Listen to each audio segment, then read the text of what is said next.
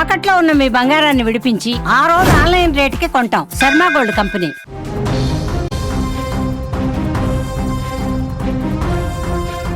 తెలంగాణలో మున్సిపాలిటీ ఎన్నికలు కొనసాగుతున్నాయి. ఉదయం నుంచే పోలింగ్ కేంద్రాలకు ప్రజలు వచ్చి తమ ఓటు హక్కును వినియోగించుకుంటున్నారు. ఇలాంటి సందర్భంలో పలు చోట్ల మినహా రాష్ట్రమంతా కూడా పోలింగ్ ప్రశాంతంగా కొనసాగుతుంది. 7 నగరపాలక సంస్థలలోని 412 డివిజన్లు, 116 పురపాలక సంఘాలలోని 2569 వార్డులలో పోలింగ్ జరుగుతుంది.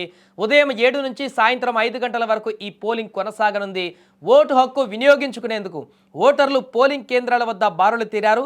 ఇదిలా ఉంటే పోలింగ్ కొనసాగుతున్నటువంటి వేళ పలు జిల్లాలలో స్వల్ప ఉద్రిక్తతలు చోటు చేసుకున్నాయి. మహబూబాబాద్ కానీ, నిజామాబాద్, మెదక్, సంగారెడ్డి జిల్లాలలో కార్యకర్తల మధ్య కొంత ఘర్షణలు, నినాదాలు, దొంగ నోట్ల యత్నాలు వంటి ఘటనలు వెలుగు చూశాయి. పోలీసులు వేగంగా స్పందించి అక్కడ పరిస్థితిని అదుపులోకి తీసుకువచ్చారు. వెంటనే ఇక మహబూబాబాద్ పట్టణంలోని 32, 33 పోలింగ్ బూత్ల వద్ద స్వల్ప ఘర్షణలు జరిగాయి. 14వ వార్డులో పోటీలో ఉన్నటువంటి కాంగ్రెస్, బీఆర్ఎస్ అభ్యర్థుల కార్యకర్తల మధ్య కొంత తోపులాట కూడా చోటు చేసుకుంది. ఇరు వర్గాలు పరస్పర ఆరోపణలు చేసుకుంటూ ఘర్షణకు దిగారు. అక్కడ కాంగ్రెస్ కార్యకర్తల పైన బీఆర్ఎస్ కార్యకర్తలు దాడి చేస్తున్నట్టుగా ఆరోపణలు చేస్తున్నారు. అక్కడ ఈ ఘటనతో పోలింగ్ కేంద్రాల వద్ద ఉద్రిక్తత పెరిగింది. సమాచారం అందుకున్నటువంటి వెంటనే భారీగా పోలీసులు అక్కడికి చేరుకొని ఇరు వర్గాలను చెదరగొట్టారు. పరిస్థితి అదుపులోకి తీసుకువచ్చేందుకు 14వ వార్డులో భారీగా పోలీసులను మోహరించారు. ఎలాంటి అవాంఛనీయ ఘటనలు జరగకుండా అధికారులు కట్టుదిట్టమైనటువంటి భద్రతా చర్యలు చేపట్టారు. ప్రస్తుతం పోలింగ్ అయితే ప్రశాంతంగా కొనసాగుతుందని కూడా అధికారులు తెలిపారు. ఇక మరొక చోట బోధన్ మున్సిపాలిటీ పరిధిలో అక్కడ కూడా మున్సిపల్ ఎన్నికలు జరుగుతున్నాయి. అక్కడ కూడా స్వల్ప ఉద్రిక్తతలు చోటు చేసుకున్నాయి. 21వ వార్డులో ఘర్షణలో అక్కడ కొంతమేరకు కనిపించాయి. దీంతో పోలింగ్ జరుగుతున్న ప్రదేశానికి పోలీసులు దిగారు. అయినా ఇరు వర్గాల ఘర్షణలకు దిగడంతో పోలీసులు వారిని తరిమికొట్టారు. పోలింగ్ కేంద్రాల వద్ద అనవసరంగా గొడవలకు దిగితే కఠిన చర్యలు తీసుకుంటామంటూ కూడా పోలీసులు హెచ్చరించారు. ఇక మంచిర్యాల జిల్లాలలోని పోలింగ్ కేంద్రాల వద్ద కూడా బీఆర్ఎస్ ఏజెంట్లను లోనికి పంపించడం లేదంటూ ఆరోపణలు వస్తున్నాయి.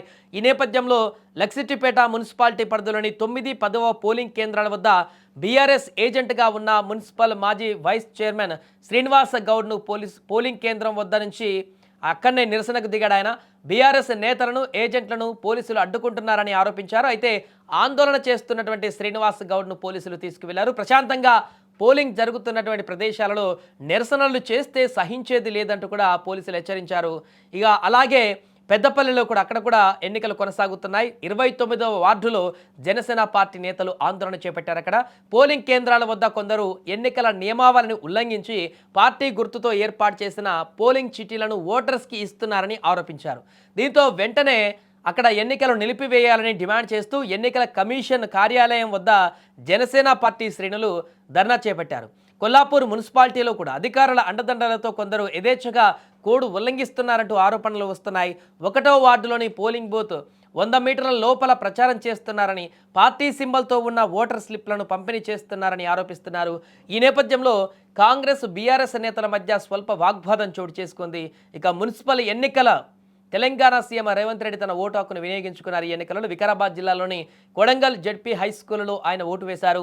అనంతరం ఆయన హైదరాబాద్కు తిరిగి బయలుదేరారు. అటు మధిరా మున్సిపాలిటీ పరిధిలోని 9వ వార్డు పోలింగ్ కేంద్రంలో డిప్యూటీ సీఎం బట్టి విక్రమార్క కూడా తన ఓటు హక్కును వినియోగించుకున్నారు.